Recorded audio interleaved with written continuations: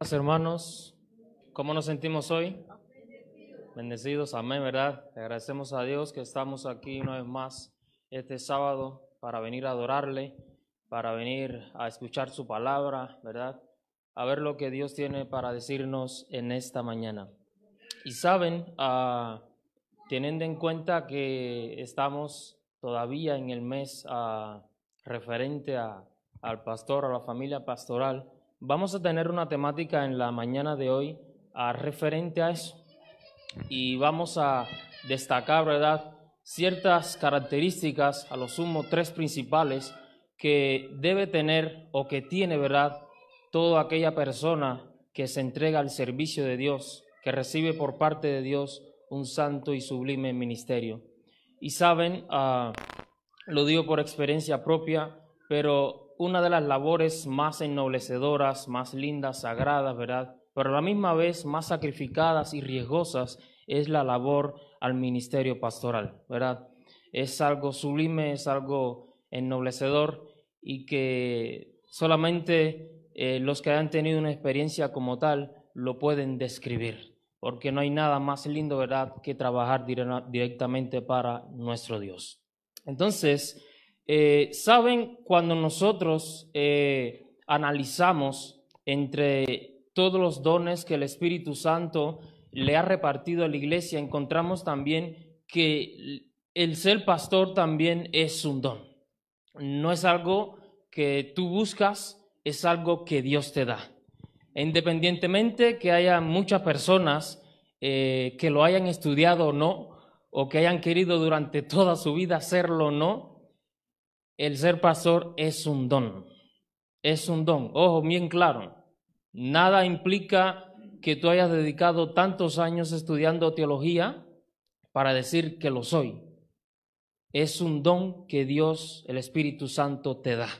Hay muchos que sí lo han estudiado, pero no hay que saber mucho, no hay que estudiar mucho para saber que no tienen el don.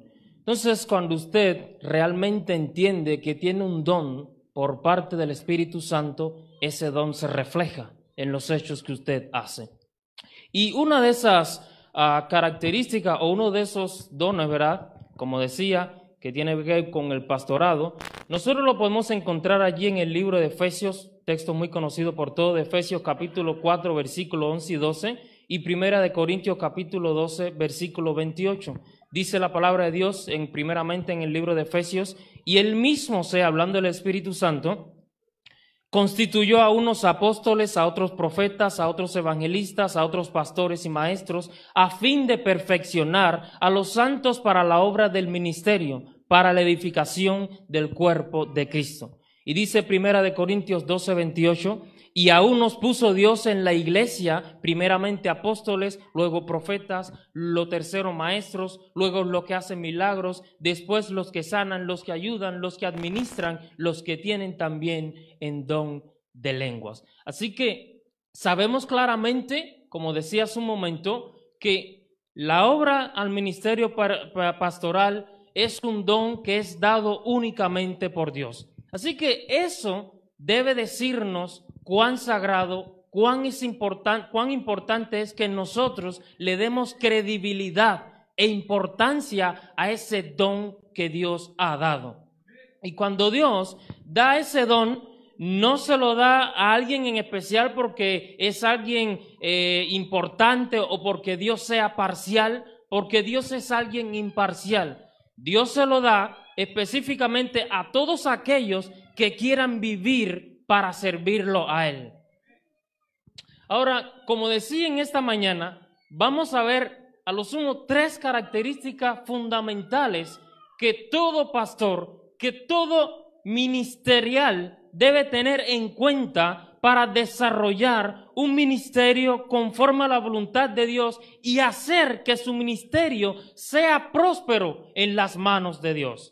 Lo primero, y lo encontramos allí lo leímos allí en los versículos anteriores, lo primero dice la palabra de Dios allí en 2 de Timoteo capítulo 2, versículo 15 y 16, que todo ministro, todo pastor debe entender que primeramente debe ser maestro. Dice segunda de Timoteo capítulo 2, versículo 15 y 16. Si lo tienen lo pueden leer. Pablo allí hablándole a Timoteo le dijo: procura con diligencia presentarte a Dios aprobado, como obrero que no tiene de qué avergonzarse, que usa bien la palabra de verdad, pero evita las vanas palabras, porque conducirán más y más a la impiedad. Un pastor debe entender que debe ser maestro y que es dado para enseñar. Y cuando hablamos de maestro, vemos que maestro viene del griego didaskos, que significa específicamente enseñar.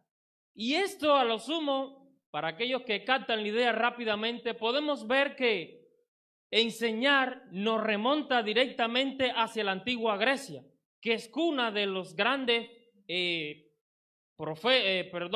filósofos o maestros, ¿verdad?, de los cuales tenemos conocimiento hasta nuestros días, como por ejemplo Aristóteles, Platón, Sócrates, Pitágoras, Parmenias, Epicuro, ¿verdad?, simplemente por citar algunos. Y dice que en la antigua Grecia era muy conocida mundialmente por esos grandes ilustres que emergían de ese lugar. Pero dice la palabra de Dios allí que cuando el Espíritu Santo comisiona a uno para la obra de su ministerio, le da el don de la enseñanza. Y cuando el pastor entiende de que es poseído por el Espíritu Santo para enseñar, entiende qué debe hacer el pastor. Y saben,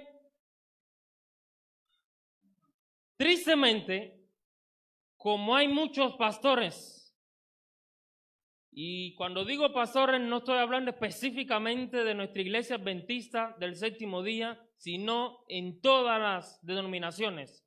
Hay muchos pastores que como no saben qué cosa es el don de enseñanza, como no practican ese don que el Espíritu Santo le ha dado de ser maestro, la iglesia anda desparramada.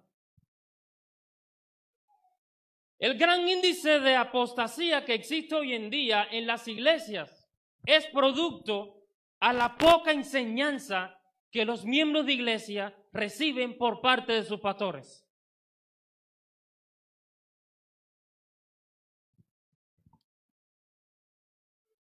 Y tristemente eso ha hecho de que haya mucha apostasía en las iglesias. Y saben, porque hay muchos pastores que predican cada vez más sermones sin sabores y atemporales. Dice Charles Spurgeon, que es el príncipe de los predicadores, que el predicador debe ser una persona que debe conocer los tiempos para predicarle a los tiempos. Tú si vas al doctor y tú le dices al doctor, vengo aquí porque tengo un dolor de cabeza, el doctor no te va a recetar una pomada para el pie, porque lo que tú precisas de qué cosa es, algo para el dolor de cabeza. O si vas al doctor y tienes una mano mutilada, el doctor lo que debe hacer es tratar de hacerte una cirugía para evitar el derramamiento de sangre. Pero no se debe poner a hacerte o a sobarte el vientre, porque lo que tú precisas es arreglarte esa mano. Y hay muchos pastores, tristemente, que se pasan años, décadas, días completamente revoloteando sobre lo mismo, cuando en realidad la iglesia necesita otra cosa.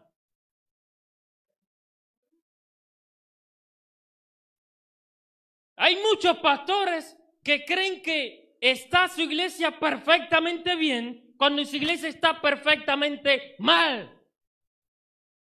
Hay muchos pastores que se creen que cuando vienen a predicar al frente y predican algo bonito, algo con palabras lindas y las personas le elogian, está diciendo lo que realmente las personas necesitan. Pero es un error fatal.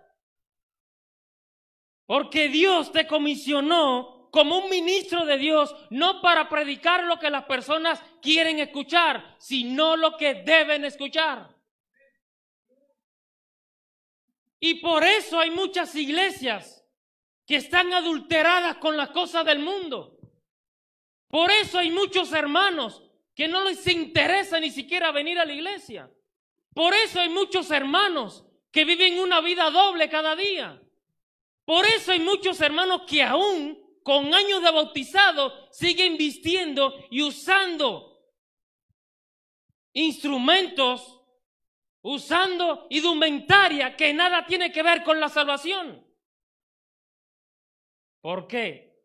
Porque hay muchos pastores que aunque ven estas cosas, no les conviene hablarlas, no les conviene decirlas, no les conviene decir nada. Puede ser que tal vez alguno de su familia o en su propio corazón él las acaricia. Pero Dios te comisionó para hablar con verdad, no con fábulas, no con mentiras, no a medias, hablar con verdad. Y si realmente queremos tener una iglesia triunfante, si realmente queremos salvarnos también a nosotros mismos, debemos hablar con verdad. Debemos predicar con verdad. Debemos decirle a la iglesia que es tiempo de prepararse, que no es momento de seguir jugando a las escondidas, no es momento de decir, sí soy cristiano y por detrás soy de otra cosa. Es momento de tener un carácter puro. Es momento de tener conciencia de lo que estamos haciendo. Es momento de admitir que estamos mal y que debemos volver a Dios.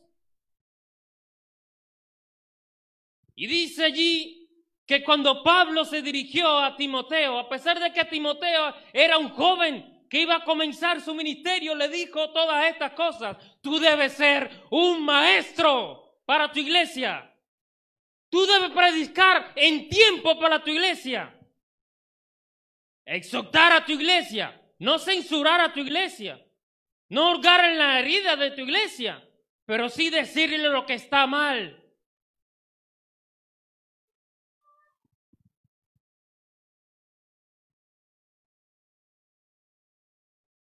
Y saben, mis queridos hermanos, que en el tiempo de Jeremías ocurrían todas estas cosas. Y por eso Dios le dijo a Jeremías que le dijera al pueblo, allí en Jeremías capítulo 10, versículo 21, porque los pastores se han infatuado y no buscaron a Jehová, por eso no prosperaron y todo su ganado se esparció.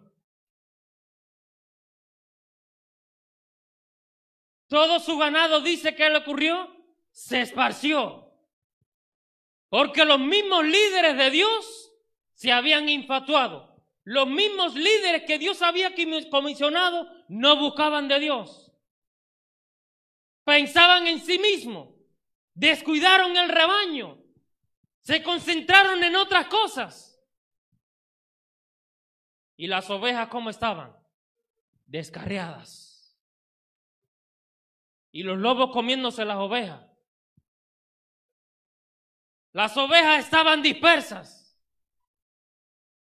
Estaban a merced del enemigo. Cualquiera que le dijera alguna mentira referente a la Biblia, ellos la escuchaban. Porque no recibieron enseñanza. Porque los líderes que Dios había comisionado, que los había ungido con su Espíritu Santo, no habían hecho su trabajo.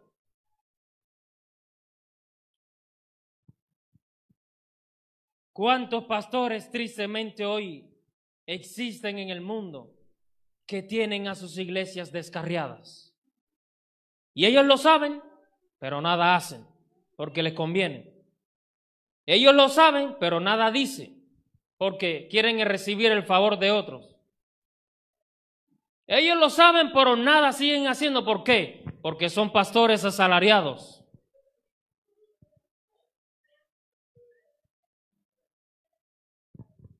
1 Timoteo capítulo 4, versículo del 1 al 4, Pablo le dice allí a Timoteo: te encarezco delante de Dios, o sea, te suplico, te exhorto, te pido de favor, delante de Dios y del Señor Jesucristo, que juzgará a los vivos y a los muertos en su manifestación y en su reino, que prediques la palabra, que instes a tiempo y fuera de tiempo, que redargullas, que reprendas, que exhorta con toda paciencia y doctrina, porque vendrá tiempo cuando no sufrirán la sana doctrina, sino que teniendo la comezón de oír, se amontonarán maestros conforme a su concupiscencia y se apartarán de la verdad el oído y se volverán ¿a qué? A las fábulas. Primera Timoteo capítulo 4, versículo 1, habla también de todos esos tipos de hombres que en nuestro tiempo habían de suceder, que en nuestro tiempo habían de surgir, hombres vanagloriosos, hombres, ¿verdad?, apartados de Dios, avaros, hombres que iban a ser tenidos como enemigos de Dios. Y allí Pablo le dice a Timoteo: mira, evita todo este tipo de personas, y por ese motivo trata de enseñar a tu iglesia, para que cuando vengan estos tipos de personas tratando de adulterar a tu iglesia se mantenga firme. Pero ¿qué sucede si no se enseña a la iglesia? Si no se redarguye la iglesia, si no se le instruye a la iglesia, pues las personas, lo primero que oigan ahí afuera, lo van a creer y se van a ir. Por eso usted ve que hay tantas ramificaciones. Antes no se veía eso. Cuando yo me bauticé, eso no se veía. La iglesia adventista era iglesia adventista el séptimo día en todo el mundo. Ahora hay muchos que dicen: yo soy adventista, sí, pero está la adventista libre, adventista no sé qué cosa, adventista reformada, adventista... Hay un montón de adventistas y todas son ramificaciones. Y como digo adventista porque somos adventistas, también nos referimos a los evangélicos, a incluso hasta los católicos. Ya todas las iglesias tienen ramificaciones. ¿Por qué? Porque sus pastores, esos líderes que Dios, bueno, se supone que ha sido Dios quien los ha comisionado, pero esos verdaderos líderes que Dios lo ha dotado con su Espíritu Santo, en vez de enseñar a su iglesia, han vivido toda la vida entretenidos. En vez de enseñar a su iglesia, han entretenido a la iglesia. Y eso ha dado como resultado de que la iglesia se disemine en muchas ramificaciones.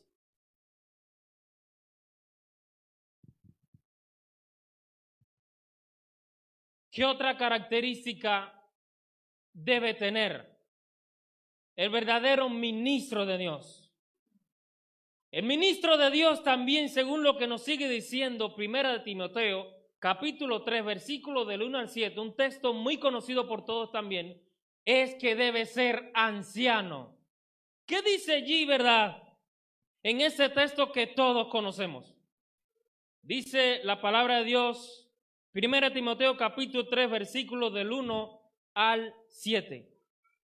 Palabra fiel: si alguno anhela obispado, buena obra desea. Pero es necesario que el obispo sea irreprochable, marido de una sola mujer, sobrio, prudente, decoroso, hospedador, apto para enseñar, que no sea dado al vino, ni amigo de peleas, que no sea codicioso de ganancias deshonestas, sino amable, apacible, no avaro, que gobierne bien su casa, que tenga a sus hijos en sujeción con toda honestidad. Pues el que no sabe gobernar su propia casa, ¿cómo cuidará de la iglesia de Dios? Que no sea un neófito, o sea, una persona que tan simplona. Mira, bueno, no quería utilizar esa palabra. Que no sea un neófito, que no sea que envaneciéndose caiga en la condenación del diablo. También es necesario que tenga buen testimonio de los de afuera, para que no caiga en descrépito y en lazo del diablo. Así que aquí podemos ver una serie de cualidades que debe tener el ministro ungido por Dios. Una serie de cualidades que si el ministro vela por ella, va a ser un ministro exitoso.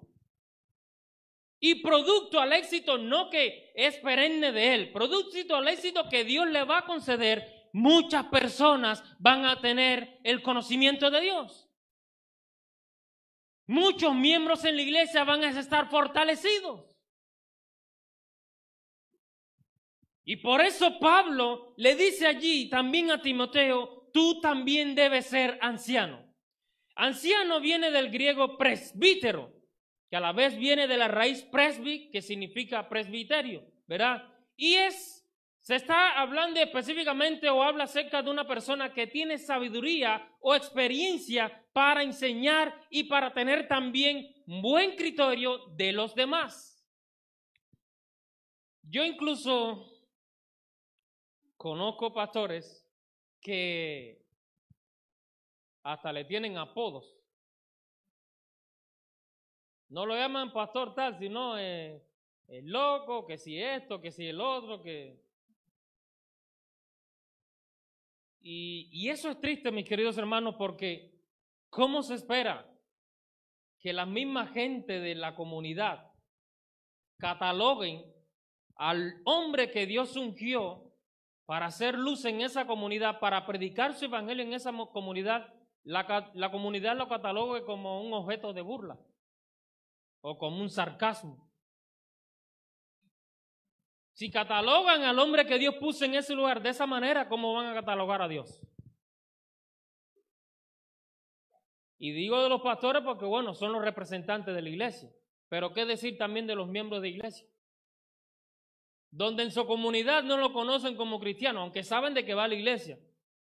Le dicen apodo por algo que saben de él o de ella, o por algo que hizo, o por la manera en que se comporta.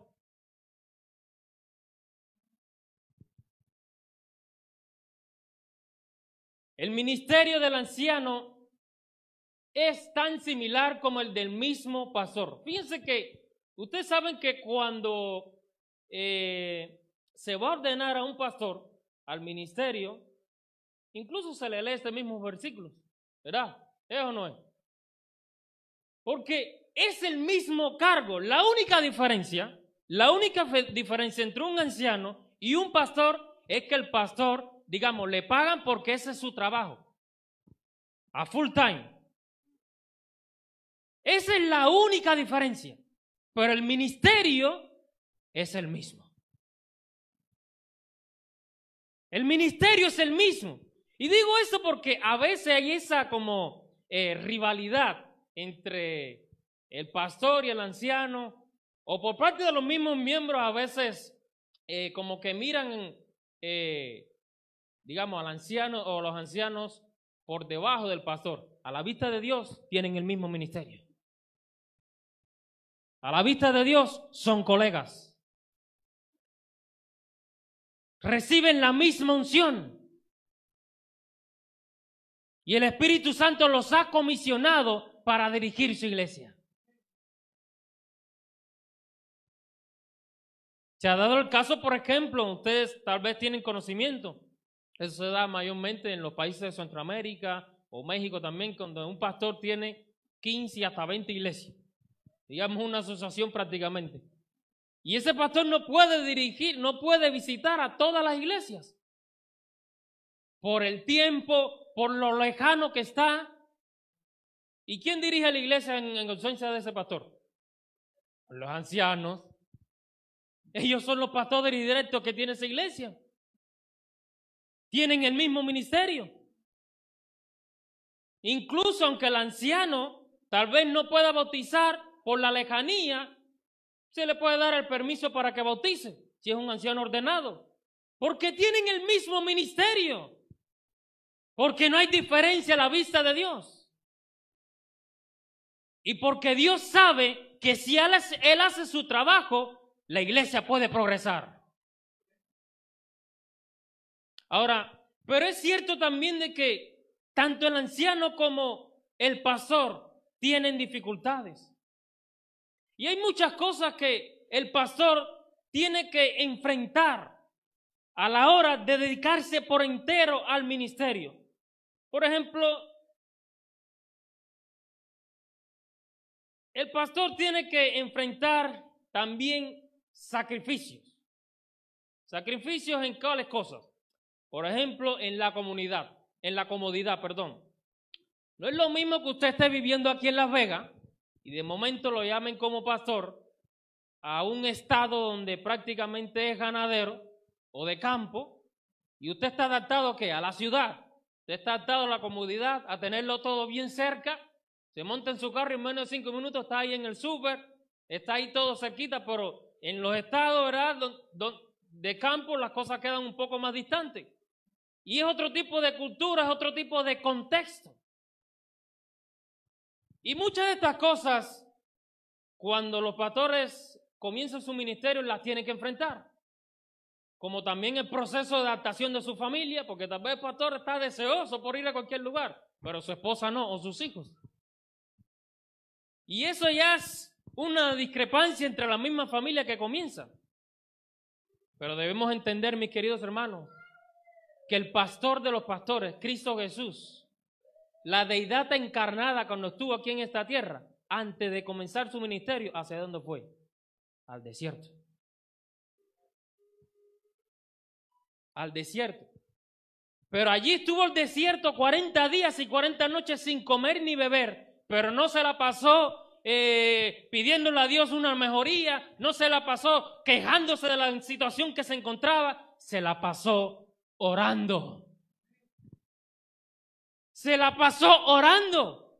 Y hay veces, cuando hay algunos pastores que cuando comienzan su ministerio o sin comenzar su ministerio, son enviados a tal lugar, no me gustaría ir porque ahí hay alguien que no me llevo bien con él. No me gustaría ir porque es un lugar muy lejos. No me gustaría ir porque mi familia está aquí, entonces tengo que viajar muy lejos. No me gustaría ir porque no me gusta esa membresía, no me gustan los miembros de ahí.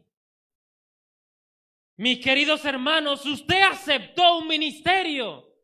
Póngase al servicio de Dios. Y si humanamente no te gusta el lugar, no te gustan las condiciones del lugar, comienza a orar a Dios. No porque te cambien, sino para que tú seas luz en medio de ese lugar. Porque allí en el desierto donde Jesús se encontraba, Él se la pasó orando. Y por medio de esa oración, cuando vino el momento de prueba por las tentaciones de Satanás, Él pudo contestar con un escrito está. Pero si no se lo hubiera pasado orando, ¿qué hubiera sucedido con Jesús?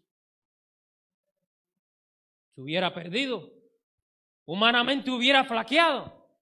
Y el plan de salvación no se hubiera ejecutado en nuestro favor. Pero Jesús se la pasó orando. Ese es el llamado que Dios le hace a todos sus ministros en esta tierra. Que nos la pasemos orando en todo momento. En el valle de la indecisión, en la lobreguez del desierto, en las situaciones adversas, cuando las cosas están patas para arriba, cuando no hay solución para nada, que clamemos a Dios y Dios abrirá puertas. Según una encuesta, antes de pasar a la encuesta, hay otros también sacrificios que el pastor debe tener en cuenta. Sus logros personales. Hay muchos pastores que por haber aceptado el llamado de Dios han dejado una vida de logros, una vida de trayectoria exitosa por serle fiel a Dios. Y eso Dios lo recompensa, porque dice la palabra de Dios que va a honrar a los que lo honran a Él. ¿Qué otro sacrificio puede también enfrentar el pastor en el ministerio? Bueno, el ego ministerial. Allí, en 2 de Timoteo, Primera de Timoteo capítulo 4, versículo 16, Pablo se lo recomienda también a Timoteo. Dice, ten cuidado ¿de quién? De ti mismo y de la doctrina. Persiste en ello, o sea, sé consciente de esto. Ten cuidado de tu ego ministerial. Ten cuidado de creerte incluso por demás de otro compañero tuyo de tu trabajo. Bueno, compañero no, colega tuyo de tu trabajo. No me gusta esa palabra, compañero.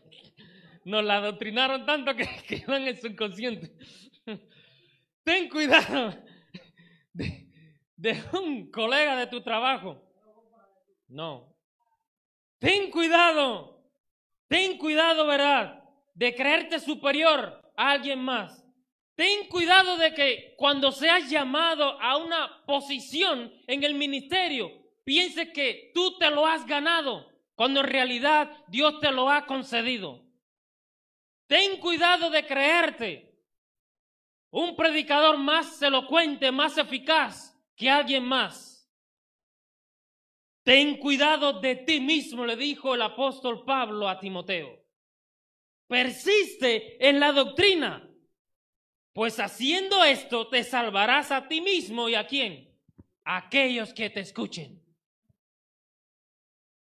Humanamente, nosotros cuando vemos a ciertos pastores con cierto liderazgo, con cierta trayectoria, muchos en el ámbito del ministerio quisieran igualarse a tales personas. Pero la pregunta es, ¿cuál es el sentir de esas personas? Realmente no estoy cuestionando, pero bueno, lo que quiero decir es que nuestro enfoque no debe estar centrado en esta tierra ni en nadie que tenga que ver con esta tierra. Nuestro enfoque debe estar centrado únicamente en Cristo Jesús.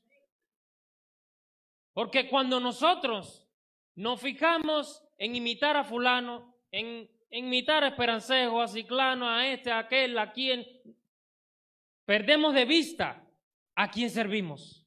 Y nos enfocamos en ¿qué? En competir con esa persona o con ese para suplantarlo o para ponernos en su lugar o por encima de él.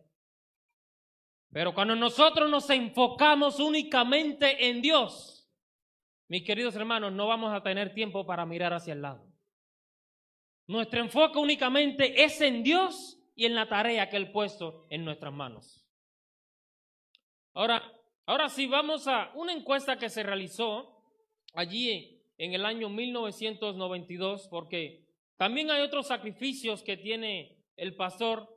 Una encuesta que se realizó acerca de un grupo de pastores arrojó que un 81% se sentía insuficiente para estar juntos, o sea, como familia. Un 71% admitió que tenía problemas económicos. Un 70% admitió que tenía bajo nivel salarial. Otro 64% admitió que tenía dificultades de comunicación, o sea, comunicarse entre familia, a la hora también de predicar, a la hora también de, digamos, de testificar o hacer evangelismo. Un 57% dijo que no sabía cómo utilizar bien el tiempo libre. Un 53% dijo que tenía dificultad en cuanto a la crianza de los hijos.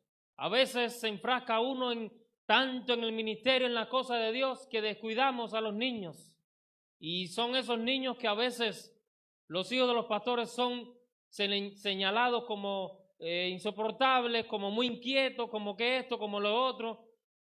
Y a veces miramos de afuera, no justificando, pero hay que entender, no es justificando, vuelvo a repetir, pero hay que entender la presión de trabajo que tiene el pastor. Un 46% también dijo haber tenido problemas sexuales. El nivel de estrés en la vida de un pastor como en la vida también de un presidente es tan grande que a veces tiene problemas con su propia pareja. Un 41% dijo tener problemas también matrimoniales.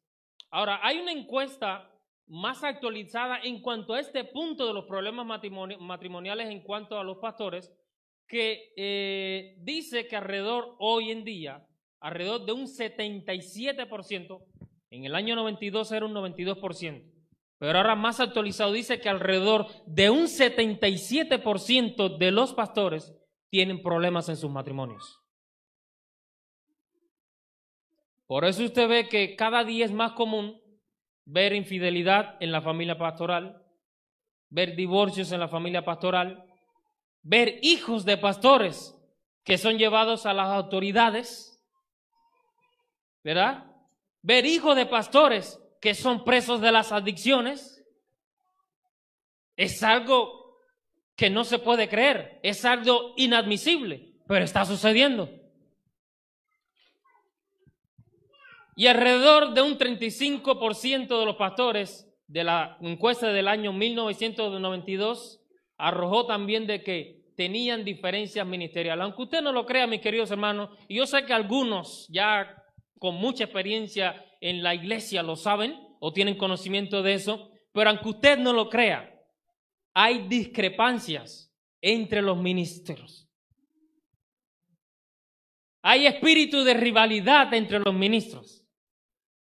Por eso usted ve que de buenas a primeras hay ministros que los sacan del ministerio y usted no sabe por qué y usted no sabe qué sucedió, pero tal vez lo sacaron porque era, no sé, lo veía, era visto como una rivalidad para otro que estaba por encima de él y como no quiero que él tome mi lugar, lo voy a sacar. Eso se ve en el ministerio. ¿Por qué? Porque somos seres humanos y porque donde tristemente esté la mano del hombre, hay error.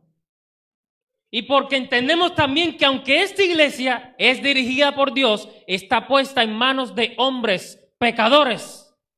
Está puesta también en manos de personas que trabajan para Dios, pero no viven conforme a la voluntad de Dios. Hay que entender eso. ¿Verdad?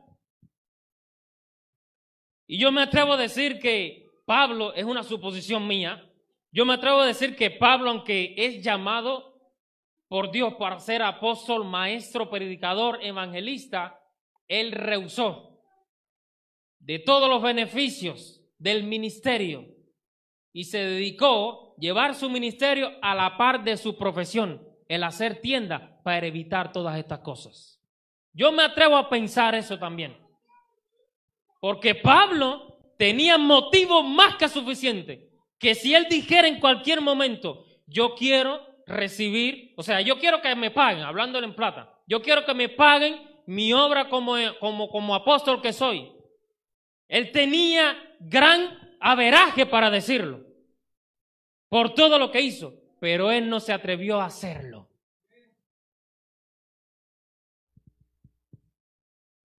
Ahora, ¿qué sacrificio también o qué debe tener también el pastor en cuanto a su ancianato? Debe tener que el ministerio también implica una conducta. Dice 1 Timoteo capítulo 3 versículo 7, también es necesario que tenga buen testimonio de los de afuera para que no caiga en descrépito y en lazo del diablo. Y saben, hay lo único que yo he visto positivo en este personaje, a pesar de que tiene tuvo una concepción comunista, Ernesto Guevara, el paisano de los Contreras. Ernesto Guevara, más conocido mundialmente como el Che, él dijo algo muy interesante en cierta ocasión. La palabra enseña, pero el ejemplo guía. Esto es una gran verdad. La palabra te enseña y el ejemplo que tú das como ministro, como líder del pueblo de Dios, como referente entre el pueblo de Dios, guía los demás hacia Dios.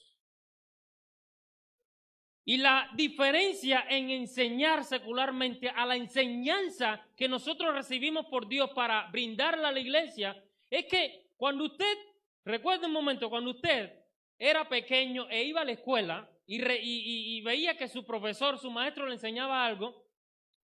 En mucho tiempo atrás los maestros eran considerados incluso hasta los padrinos de los alumnos, porque se comprometían, ¿verdad?, con el alumno para que el alumno entendiera, para que el alumno aprendiera, para que desarrollara su mente. Pero hoy en día los profesores, los maestros, a pesar de que muchos tienen mucho conocimiento, ellos te enseñan pero simplemente para brindar información. Yo cumplí con él, le di la información, si lo quiere admitir bien y si no también, a mí no me interesa. A mí me pagan por darte la información.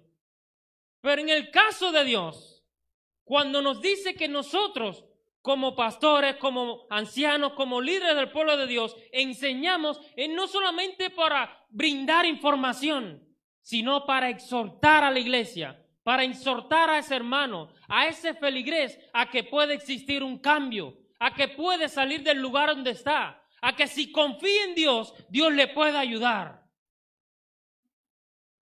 Y le enseña porque tú ves a ese hermano no como un simple hermano, sino como parte de tu cuerpo. Porque la iglesia, ¿qué cosa es? Un cuerpo de Dios, el cuerpo de Dios en esta tierra. Y si una parte de tu cuerpo está enferma, si una parte de tu cuerpo tiene necesidad, tú no la vas a dejar a merced, tú vas a socorrerla.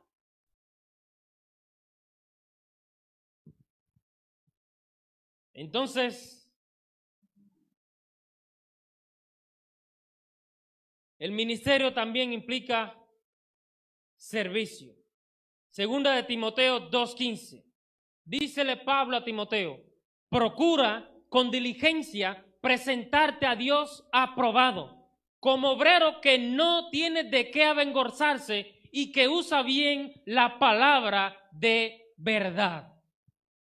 Y segunda de Timoteo, capítulo 4, versículo 5 también nos dice, pero tú sé sobrio en esto, soporta las aflicciones. O sea, Pablo le estaba diciendo a Timoteo, tú vas a sentir aflicciones, vas a sentir contratiempos, vas a tener obstáculos, pero le sigue diciendo, pero sé sobrio en todo esto, haz obra de evangelista y cumple con tu ministerio. En otras palabras, Dios le estaba diciendo a Timoteo por medio de Pablo, tú vas a recibir muchos contratiempos, vas a tener momentos en los cuales vas a querer tirar la toalla, vas a querer darte por vencido, pero no, sigues adelante y cumple con tu ministerio. Y en tercer lugar, ¿cuál es la otra característica que debe tener todo pastor, todo anciano? Ser un supervisor y administrador. Supervisor viene del griego episcopos. Si hemos escuchado, ¿verdad?, la palabra episcopal, referente a la iglesia adventista, a la iglesia católica, ¿verdad? Pues episcopos en griego significa supervisar, administrar. Y una persona que supervisa está, en el caso de Dios, está dada para presidir y administrar todo aquello que es puesto en sus manos. Una persona que supervisa es aquella persona que no solamente dice cómo se deben hacer las cosas, sino que es el primero en hacerlas. Una persona que supervisa no es que está ahí delante de los hermanos velándolos a una esquina para ver con quién conversa ese hermano, para ver dónde se mete, para ver con quién habla, para ver cómo viste. No, es una persona que siempre está orando por los demás. Es una persona que siempre está aconsejando a los demás. Es una persona que cuando entiende que cometiste un error, no viene allí señalándote que tú hiciste, que tú eres esto, que tú piensas esto. No, es una persona que viene y que como amigo, como hermano, ora juntos, te aconseja, te acompaña en el dolor, te exhorta y sobre todo no lo comenta con los demás.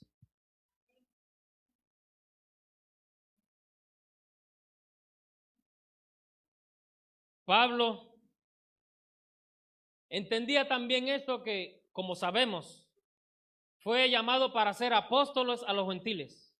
¿Y cuántas iglesias no fundó Pablo en casi toda Europa? muchísimas. Pero dice la palabra de Dios que Pablo acostumbraba a hacer ¿qué cosa? Dar viajes misioneros. Y cuando él daba esos viajes misioneros, pasaba por cada una de las iglesias que él había fundado. ¿Para qué? Para supervisar con el pastor directo de ese entonces, con el anciano que estaba frente de esa congregación, para ver cómo andaban las cosas. Pero todo no queda ahí. Ustedes saben que Pablo en los últimos años de su vida se encontraba preso. Incluso cuando le estaba hablando a Timoteo, estaba preso. Pero Pablo estaba tan convencido del ministerio que él había recibido de Dios, que aún en su estado de prisión, ahí encarcelado, él acostumbraba ¿a qué? Escribir y mandar esas cartas que hoy conocemos como cartas paulinas para exhortar a las iglesias que él había fundado. Por eso encontramos las cartas a los tesalónicas, a los colosenses, a los filipenses, a los hermanos de Corintios, ¿verdad? Efesios, ¿verdad? Porque son cartas que Pablo estaba preso o por condiciones naturales no podía llegarse en ese momento a ese lugar, pero él las escribía. Y los hermanos de esas iglesias entendían que todavía el ministerio de Pablo estaba vivo. Entendían de que Pablo realmente sabía cuál era su ministerio. Y por eso admitían y recibían las exhortaciones de Pablo como una palabra directa de Dios.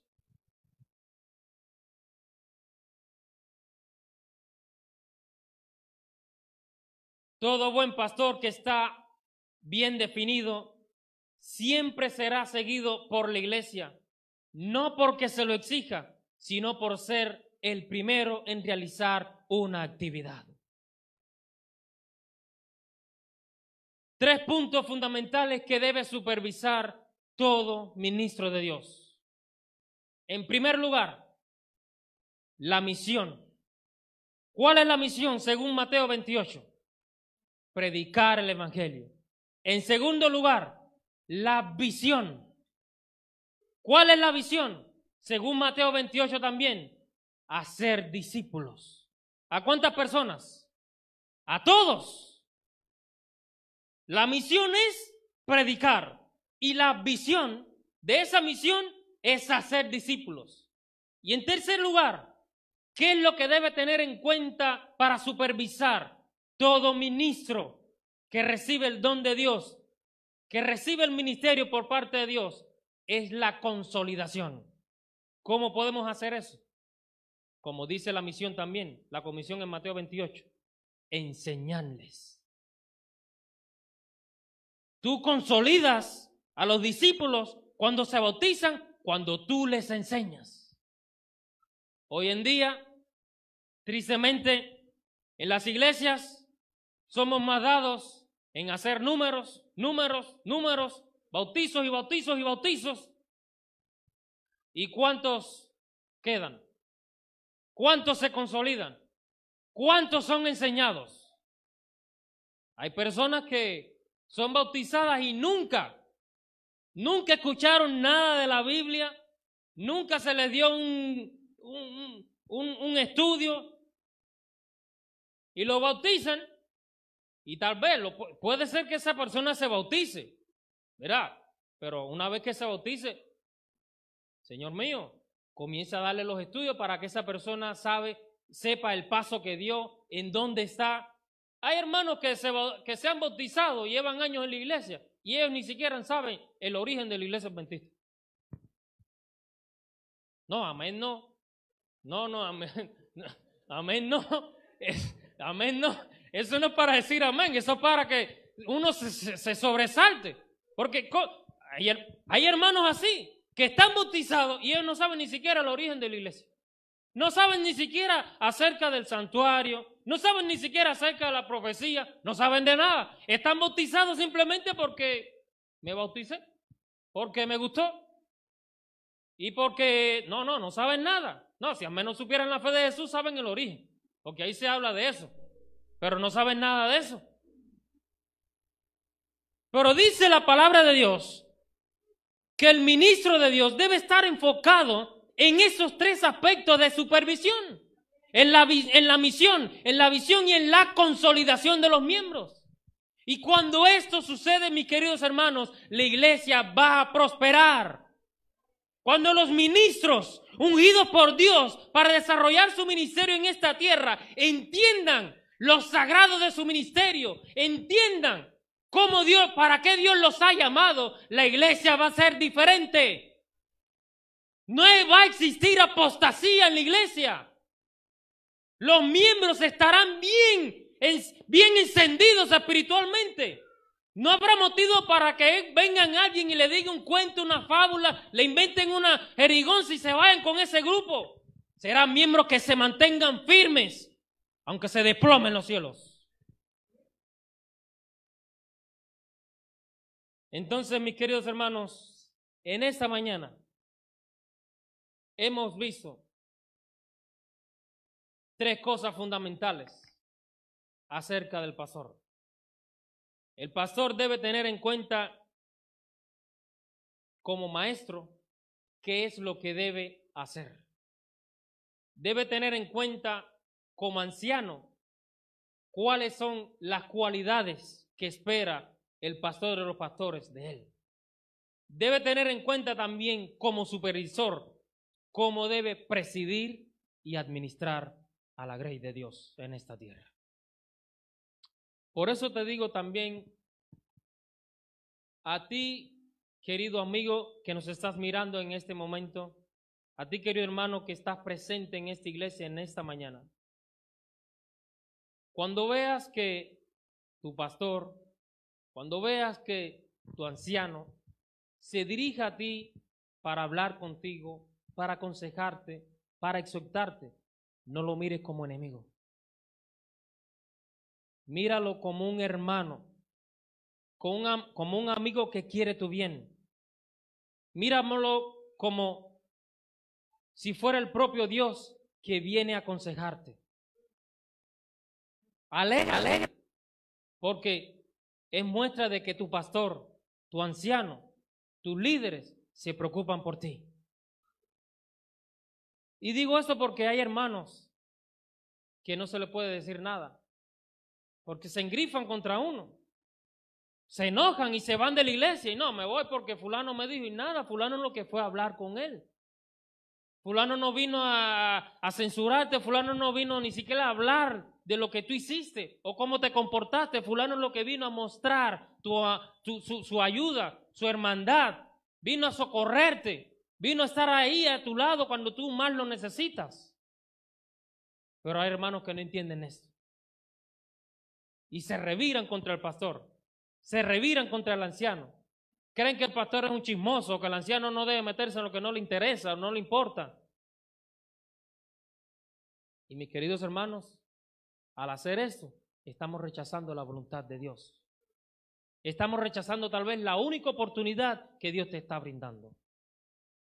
Por eso, a partir de hoy, esperamos que la relación entre pastor y miembro y pastor, y miembro y anciano y miembro, sea más sólida, sea más compenetrada. Por eso esperamos que cuando incluso acá adelante un anciano, el pastor, cualquiera predique y haga una exhortación, no lo vea como una reprimenda, véalo como un mensaje por parte de Dios para tu bien, para tu bienestar y para fortalecer tu vida espiritual. Que Dios te bendiga, es mi deseo y oración.